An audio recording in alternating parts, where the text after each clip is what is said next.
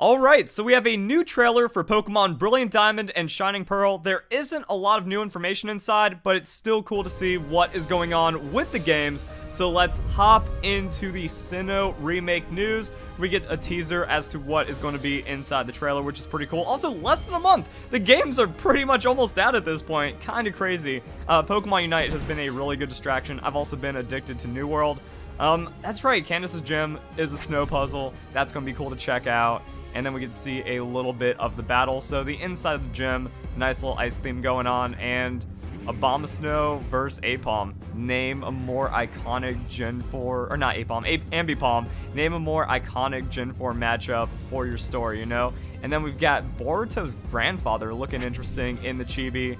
So Volkner for some battle shenanigans. And yeah, like, it's just, this is, like, there's not, like, they don't have anything crazy they need to hold on to, so why not show the last gym leader? Why not dive late into the game and just be like, hey, it's Sinnoh Remakes. You guys excited for that? Get excited. So that's pretty cool.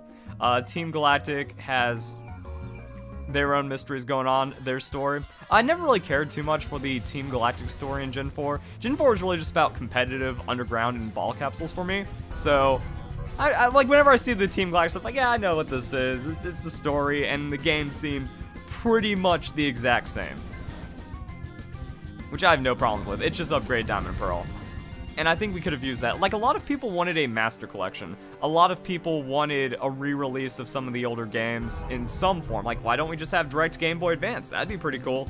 So this is the closest thing we're going to get, which means I have no problems with it. We've seen Cyrus quite a bit.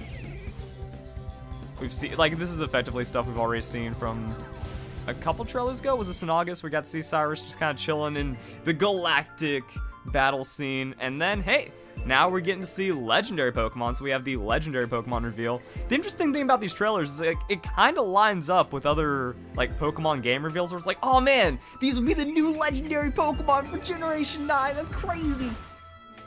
But it ain't be like that, so boom, and then that's it. So yeah, we're just kind of like keeping up. We're just kind of seeing what's going on. I think the interesting thing to take away from this trailer is that we haven't seen any shenanigans with Dialga and Palkia.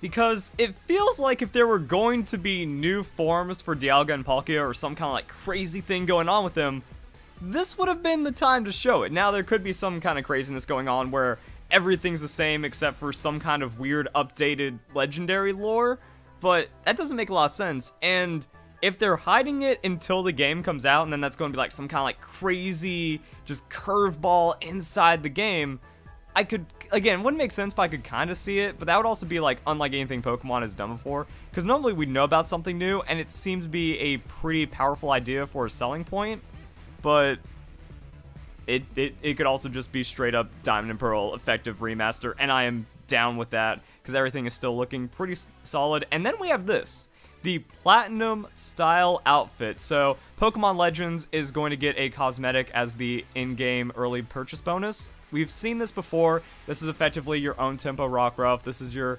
happy hour Munchlax. If you get the game early, you get some kind of event Pokemon or some kind of cool little gift. You can receive your outfit by choosing Get Via Internet from the mystery gift function in-game through Monday, February 21st, 2022. So that means there's actually enough time to not get anything for Christmas, save your money, get Pokemon Legends, realize Pokemon Legends is trash, and then trade it in at GameStop and get Brilliant Diamond Shining Pearl instead. This is interesting because sometimes if they talk about receiving an item in-game that is kind of gated through the gameplay, they might mention like, oh, it takes approximately this many hours to get there. So you can change your outfit at the Metronome style shop in Veilstone City, but there's no like, hey, it takes approximately X to get to Veilstone. That's a thing. But yeah, like, so you get this, and so far this is like the only note we've had of Platinum version, or like Platinum something. There could be a Platinum episode, but it seems like Omega Ruby and Alpha Sapphire was way more, like, changed up things a lot more than Brilliant Diamond Shining Pearl. This is also Ilka Studios, even though Junichi Masuda is still the director, so we have the director of main series Pokemon working on this main series Pokemon game, but the style shows that's more like the original games, just trying to like turn 2D pixel sprites into 3D, and I think it works. I really like the chibi style. I get good nostalgia from this game and just overall Sinnoh Remakes. So like, it's working out, but it is weird how it's like, hey, Platinum stuff. Nothing else though. We haven't really seen anything about the end game, so I'm wondering if they're talking about like Battle Tower for the last trailer. Like, there's room for one more trailer. And there's a couple interesting things to note. It appears that the original Pokemon Platinum characters, including Charon, will not appear in Pokemon Brilliant Diamond Shining Pearl. They will have the story of the original games completely. And again, that just like goes off the website, that just goes off the trailers and stuff. I'm guessing they updated the story with all this Team Galactic information.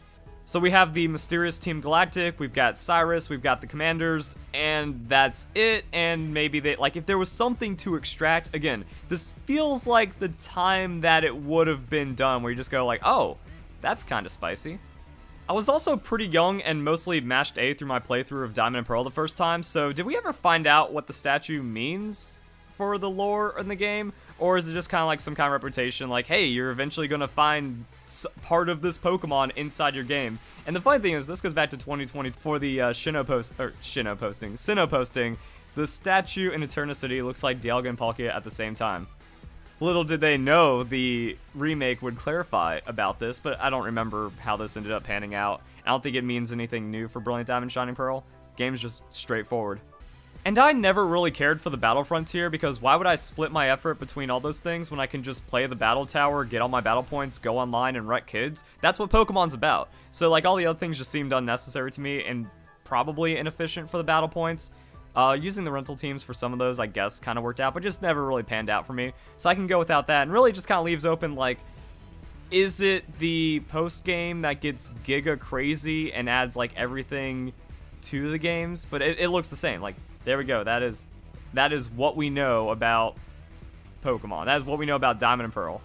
Opening up the potential for the Cresselia event or getting Oak's letter, that just seems like a thing. It's like the soft DLC / game updates would be pretty cool. I bet with data mining, we're going to find out really quick, and likely even before Brilliant Diamond Shining Pearl come out, like, where the potential of the game is and, like, what new things could happen.